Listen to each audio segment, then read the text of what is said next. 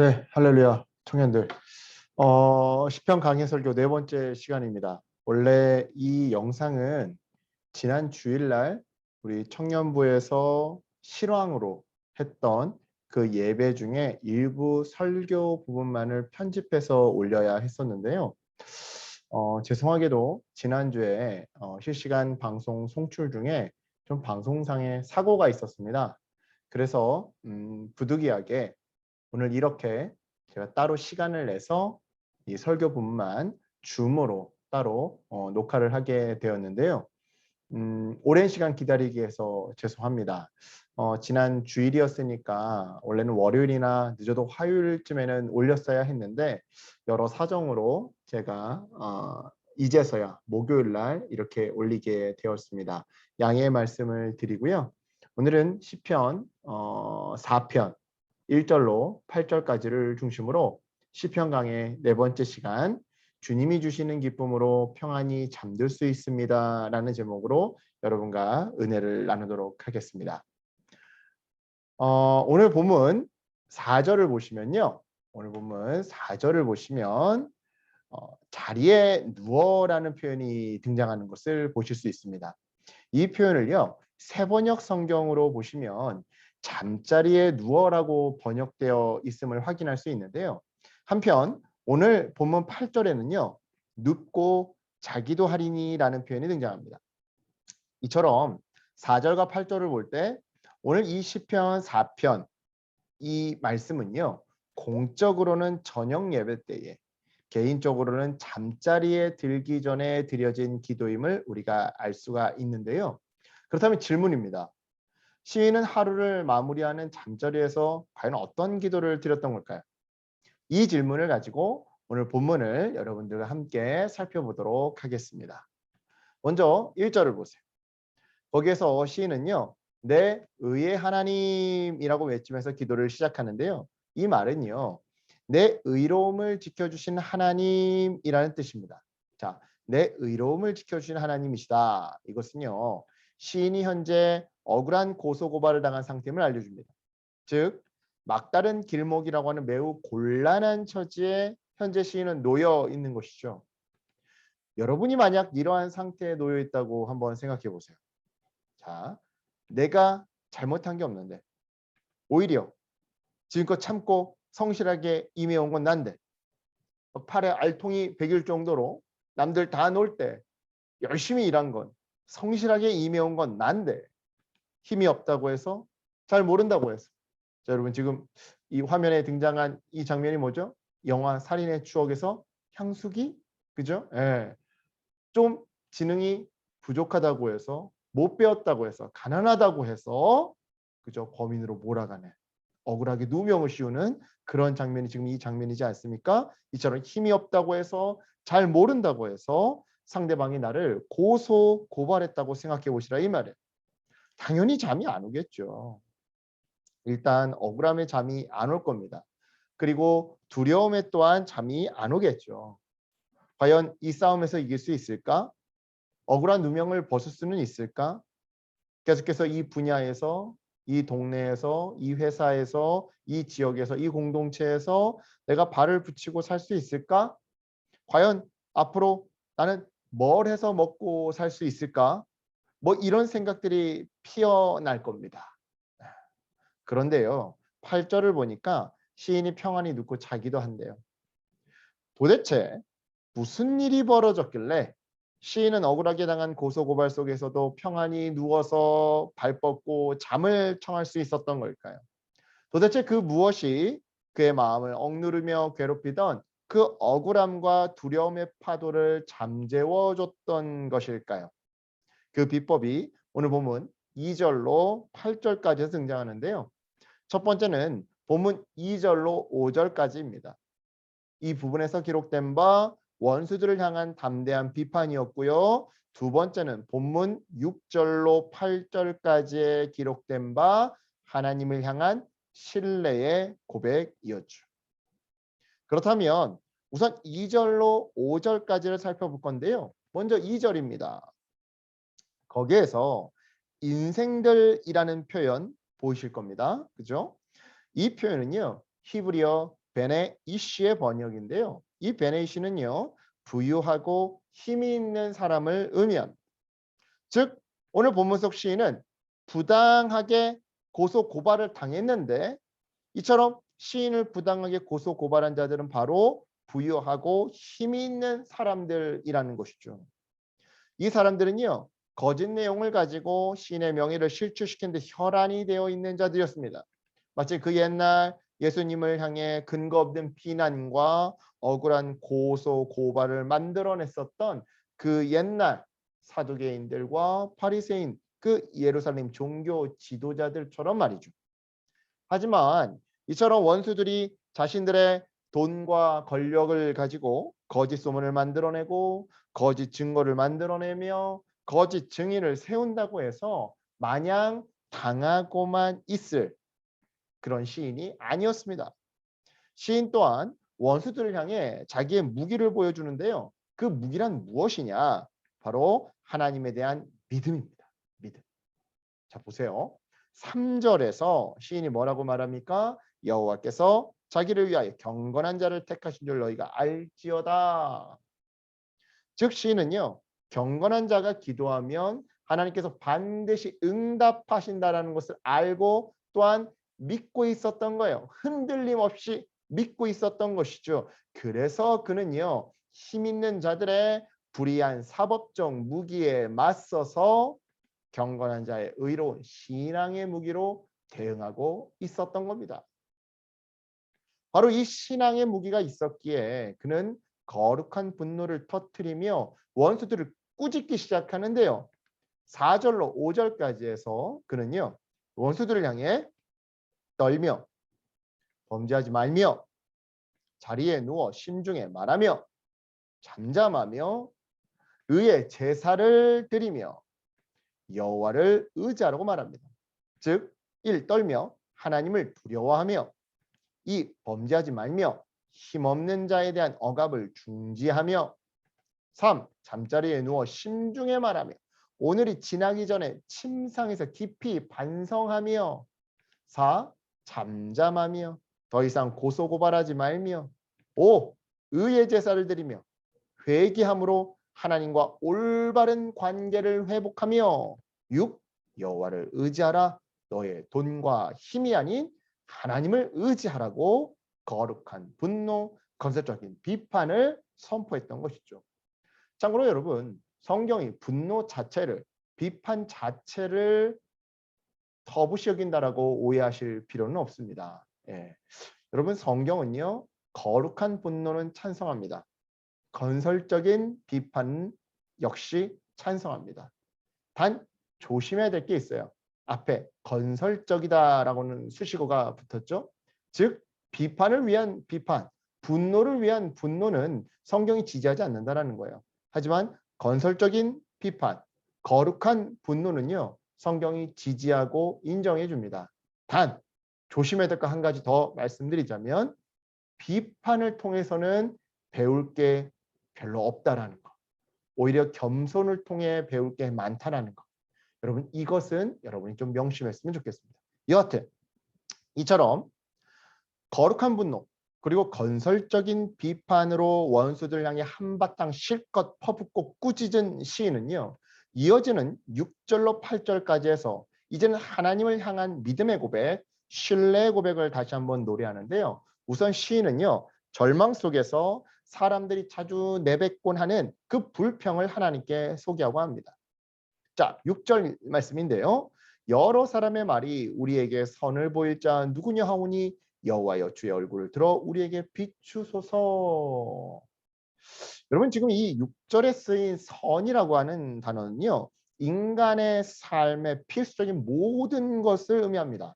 쉽게 말해 생계 또는 의식주라고 이해하면 된다 이 말이죠. 따라서 6절을 다시 한번 쉽게 각색해서 읽어보면 이렇습니다. 여러 사람들이 말하기를 과연 우리의 생존을 책임져 줄 자가 누구뇨라고 말합니다. 그러니 주님, 주의 얼굴을 들어 우리에게 비추사 우리의 의식 주를 책임져 주소서. 그렇습니다. 생계를, 의식주를 위협받는 상황에 놓이면 특히나 그 원인이 억울한 일이라고 한다면 우리는요, 이내 회의감에 빠져 하나님을 의심하곤 합니다. 주님, 우리의 먹고 마실 것을 책임져 주시는 하나님이 정말 계시기는 한 겁니까? 하나님은 정말 정의 하나님 맞기는 한 겁니까? 이렇게 말하면서 말이죠. 그런데요, 시인이 정말 이 대목에서 존경스러운 이유는요, 이러한 의심이 당연히 터져 나올 수밖에 없는 상황 속에서도 오히려 시인은 자기의 시선을 들어 환경을 바라보는 것이 아니라 주님을 바라보더라는 거예요. 즉 상황이 어떻고 저렇고 뭐 사람들이 뭐라고 하든 우리의 생사화복을 주관하시는 분은 오직 여호와 하나님 아버지이심을 믿으며, 아까 제가 말씀드렸죠, 시인의 무기는 믿음이라고요. 오직 하나님 아버지이심을 믿으며 따라서 그분만 바라보더라는 것이죠. 그러면서 하는 말이 7절에서 하나님이 주시는 기쁨이 곡식과 새 포도주를 풍성히 얻을 때 느끼는 기쁨보다 더 크대요. 즉 물질이 주는 기쁨보다 하나님이 부어주시는, 그래서 세상이 볼 수도 없고 알 수도 없고 또 줄 수도 없는 그 성령 하나님이 주시는 기쁨이 더 크다고 확신하더라는 것이죠. 왜냐?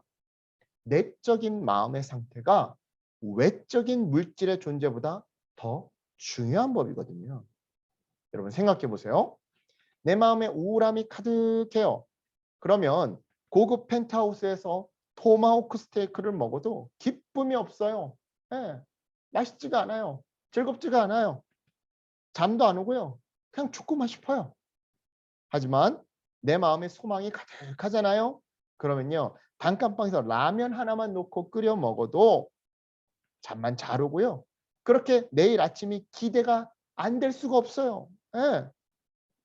그래서 다시 말씀드립니다. 여러분, 내적인 마음의 상태가 외적인 물질의 존재보다 더 중요한 법이에요.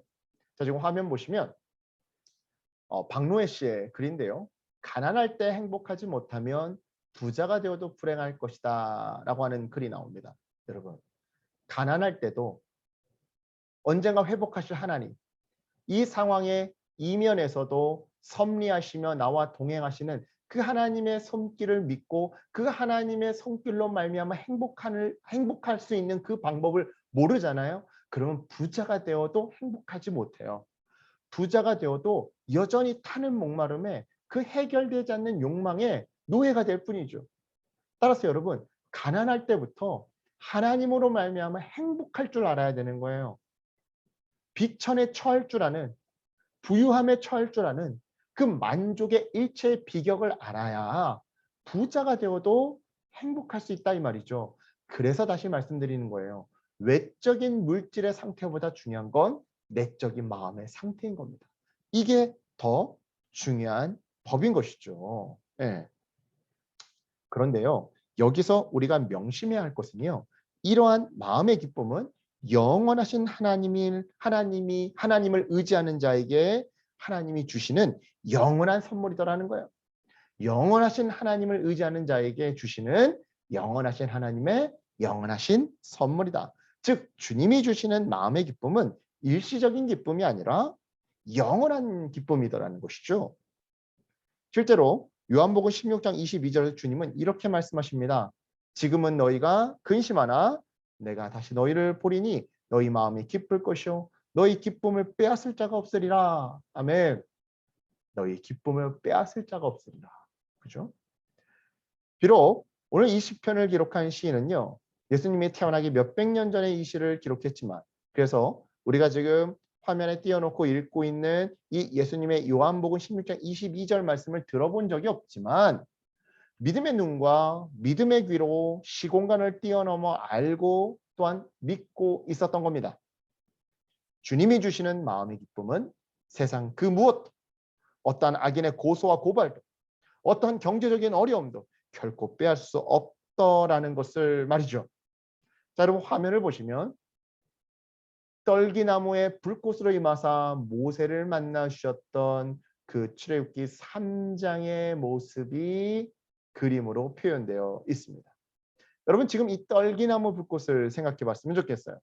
성령 하나님이 임재하시자 그래서 성령을 연료 삼아서 불타오르자 나무가 타지 않아요. 한 줌의 재로 변하지 않아요. 즉 영원한 불꽃이 되더라는 것이죠. 여러분, 세상의 기쁨은요. 세상이 주는 기쁨은요. 이 나무와 같아요. 처음에는 막 뜨겁게 타오르지만 금방 다 타서 말라버리고 한 줌의 재가 되어버리죠. 영원하지 않더라 이 말이에요. 하지만 성령이 주시는 기쁨은요. 지금 이 그림과 똑같아요. 나무가 타지 않아요. 영원해요. 예. 이처럼 여러분 성령이 주시는 힘 그리고 성령이 주시는 기쁨은요. 영원합니다. 금방 타고 한 줌의 죄가 되는 그런 일시적인 것이 아니라는 것이죠. 바로 이러한 믿음이 있었기에 그는요, 시인은요, 8절에서 평안히 누워 잠들 수 있었던 겁니다.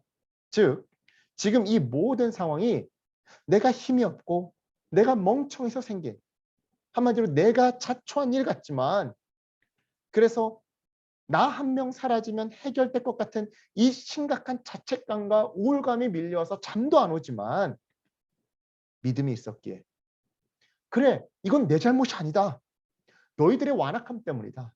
세상의 불의함 때문이다. 저 가진 자들의 횡포 때문이다.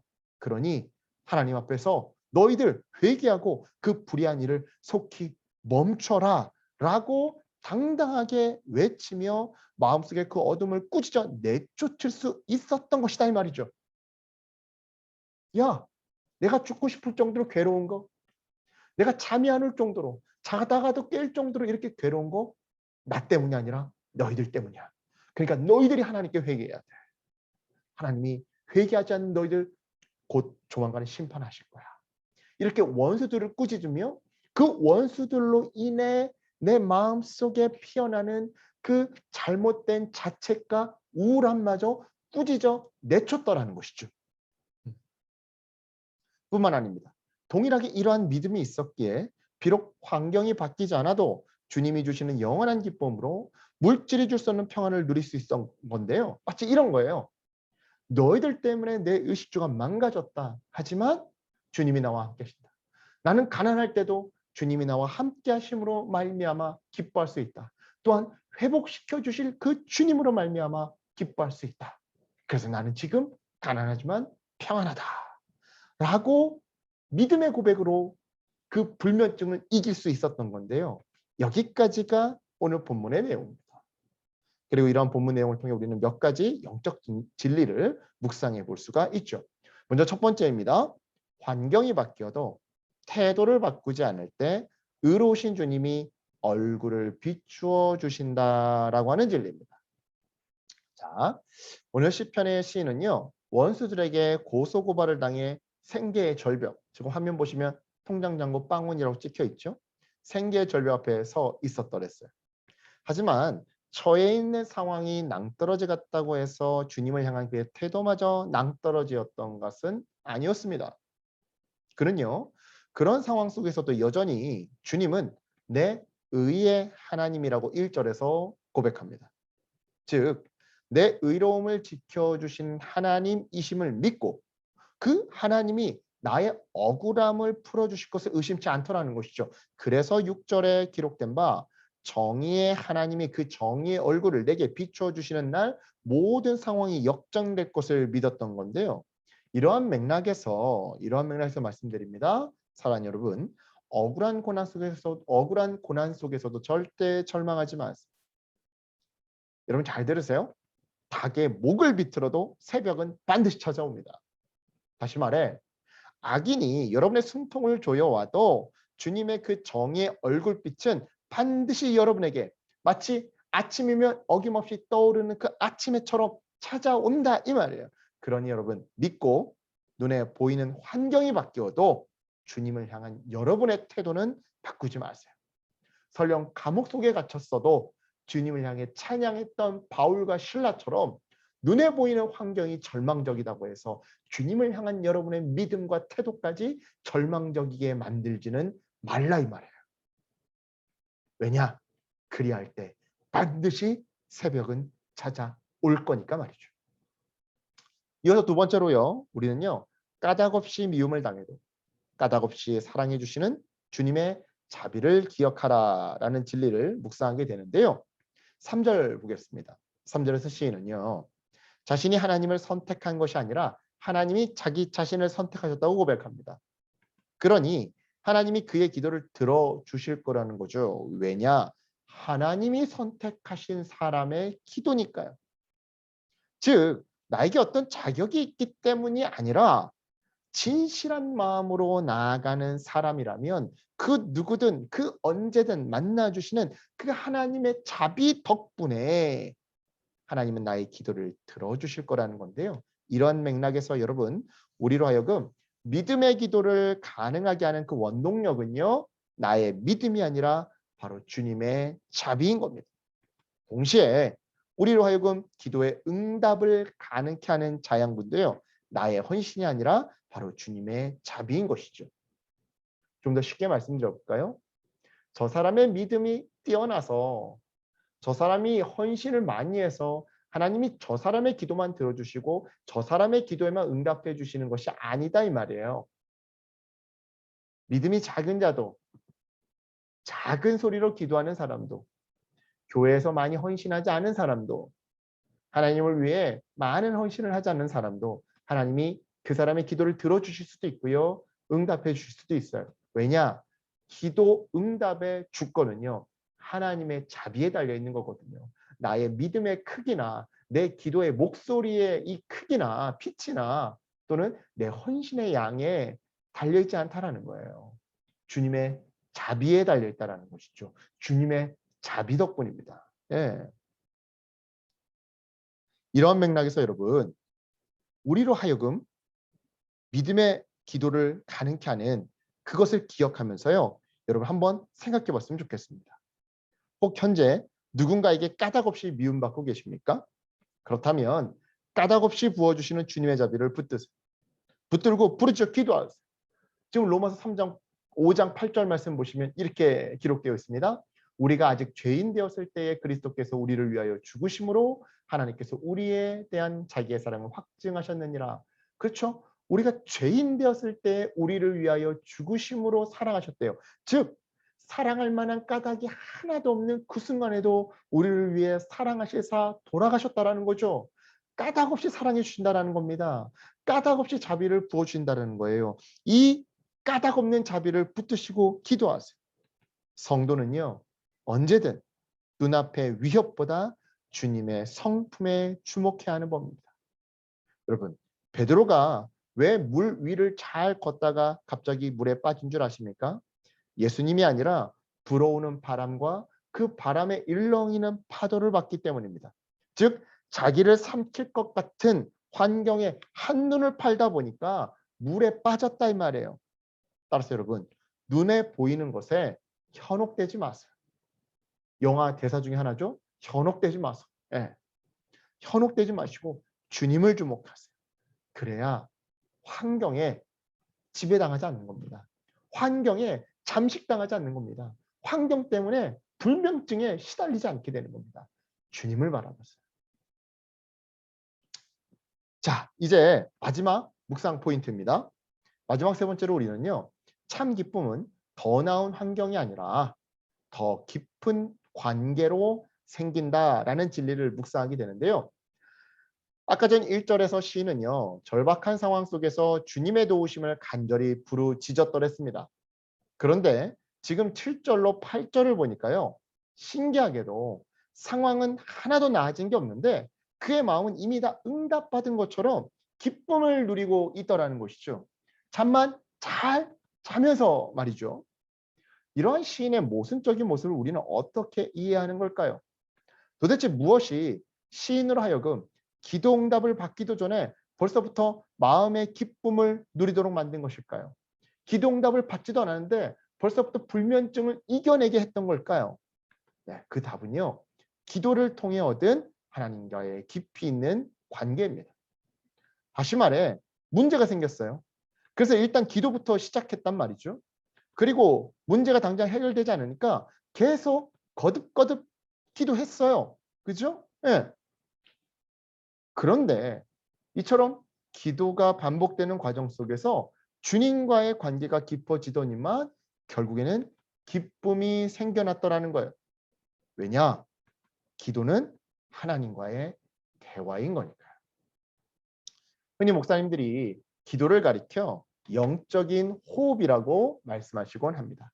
기도는 영적인 호흡이다. 자, 여기서 호란 내뱉는 숨을 의미하고요. 흡이란 들이마시는 숨을 의미합니다. 즉 호흡이 숨을 내뱉고 하고 들이마시는 과정이듯이 기도는 하나님께 호하고 우리의 고백을 내뱉고 하고 주님의 음성을 들이마시는, 즉 듣는 과정이다라는 것이죠. 결국 기도는요, 하나님과의 대화라는 건데요. 이렇게 대화가 늘어나고 대화가 깊어지면 어떤 일이 벌어지는 겁니까? 관계가 깊어지는 일이 벌어집니다. 그리고 그 깊은 관계에서 오는 기쁨이 환경에서 오는 기쁨을 뛰어넘게 해주다라는 것이죠. 생각해 보세요.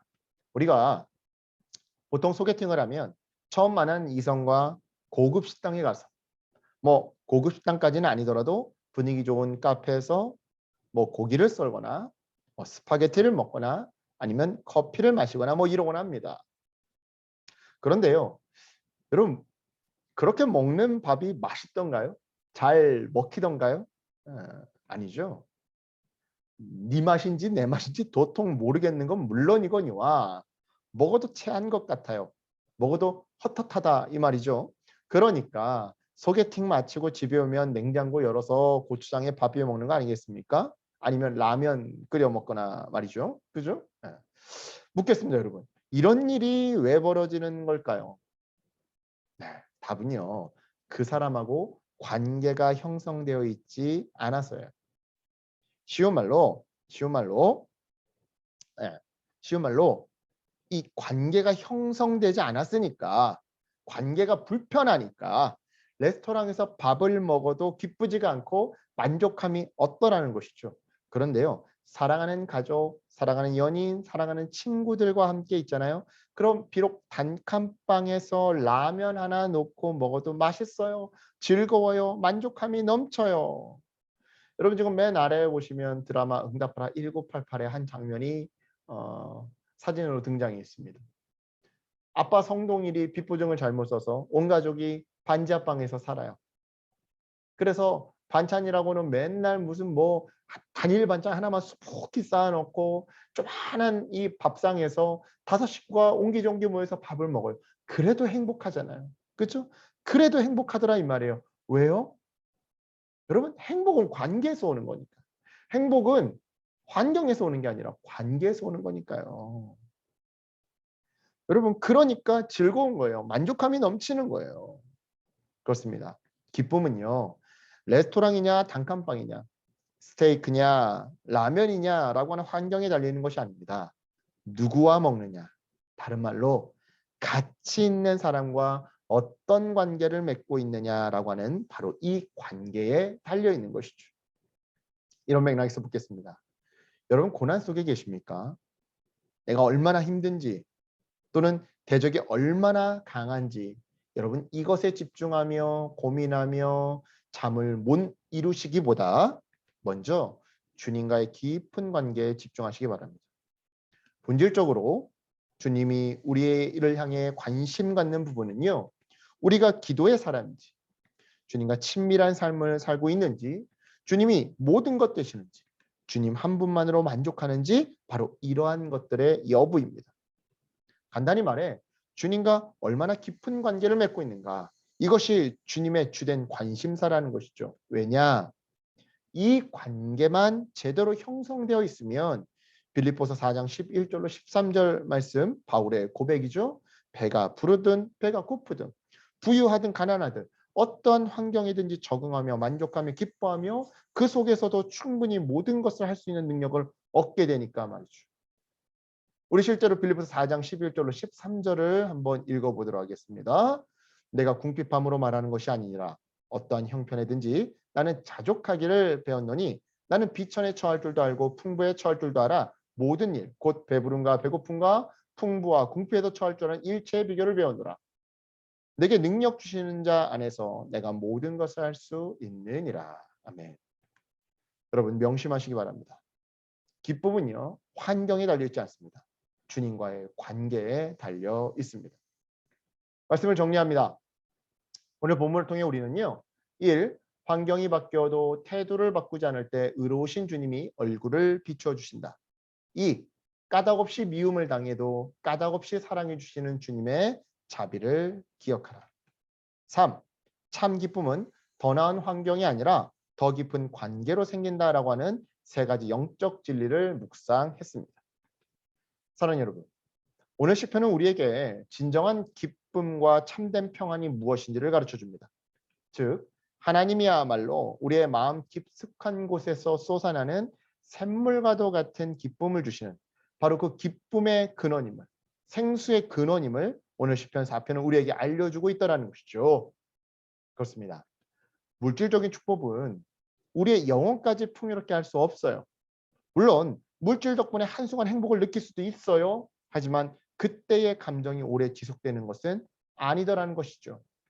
가룟 유다를 생각해 보시기 바랍니다. 은하 30냥에 예수님을 팔아 넘겼어요. 즉 예수님과의 관계를 스스로 단절시켜 버린 것이죠. 하지만 그 30냥이 주는 기쁨은요. 잠시였을 뿐 결국 해결되지 않는 죄책감과 우울감, 허무함과 공허함에 스스로 목숨을 끊지 않았습니까? 그죠? 또한 364일 왼수 같던 남편이 결혼기념일 하루 금반지를 선물해 주었다고 해서 그때의 감정이 오래 지속되는 것도 아니더라는 것이죠. 그 다음날 또 막 씻지도 않고 빨래도 안 하고 집안일도 안 하고 그냥 소파에 드러나와 있으면 어젯밤에 금반지 받은 그 기쁨이 그 다음날은 싹 사라지더라는 것이죠. 그래서 여러분 오늘 시편을 통해 주님은 우리에게 이렇게 말씀하시는 겁니다. 물질적인 축복의 기쁨보다 소중한 것은 마음에 담긴 영적인 기쁨이라고 말이죠. 왜냐? 영적인 기쁨은 한순간에 사라지지 않고 영원히 지속되기 때문이죠. 사랑하는 여러분, 고난 가운데 계십니까? 그 고난이 너무 고통스러워서 가슴을 움켜잡고 잠을 못 이루며 뜬 눈으로 밤을 지새우고 계십니까?